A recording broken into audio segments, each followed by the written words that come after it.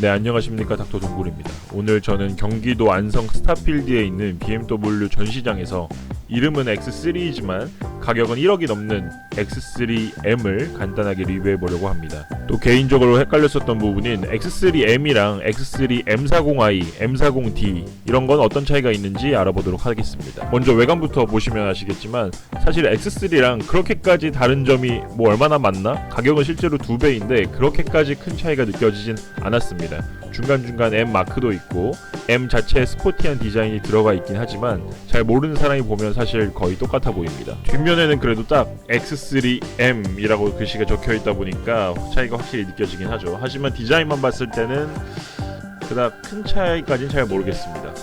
네, 그래서 이제 바로 이렇게 실내로 들어왔는데 실내도 뭐 그렇게 딱 큰 차이는 없었지만 사실 BMW 실내가 이렇게 차종마다 크게 다르지 않다는 것은 큰 장점이 될 수도 있다고 생각을 합니다. 구형과 신형 그리고 차종 간 인테리어 차이가 그렇게 크지 않기 때문에 기존 BMW 오너들의 충성심을 높이는 데 큰 역할을 한다고 생각합니다.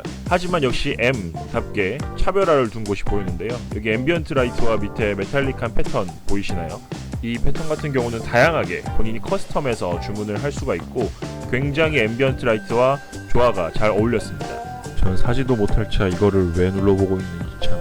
외관이랑 마찬가지로 내부에도 이렇게 M 엠블럼이 많이 있는 거는 굉장히 비싸 보이고 보기 좋았습니다. 뒷좌석에서 볼 수 있는 앞좌석 시트의 모양은 거의 PC방 의자 같기도 하고 항공기 조종석 같기도 하면서 굉장히 특이한 모양이었습니다. X3M이 아무리 1억을 넘는 차지만 결국 X3를 기반으로 만들어진 차다 보니까 차 크기는 크지 않았습니다. 키가 180이 조금 넘는 제가 레그룸으로 주먹 하나 정도 들어갈 공간이 있었습니다. 뒷좌석에서 보는 앞자리 개방감은 이 정도인데 가장 놀란 점은 파노라마 썬루프였습니다. 파노라마 썬루프가 제가 봤던 그 어떤 차보다 가장 커서 뒷자리 개방감이 정말 엄청났습니다. 차박을 하고 누워서 하늘을 본다면 별을 관찰하기에 굉장히 좋을 것이라고 생각되었습니다.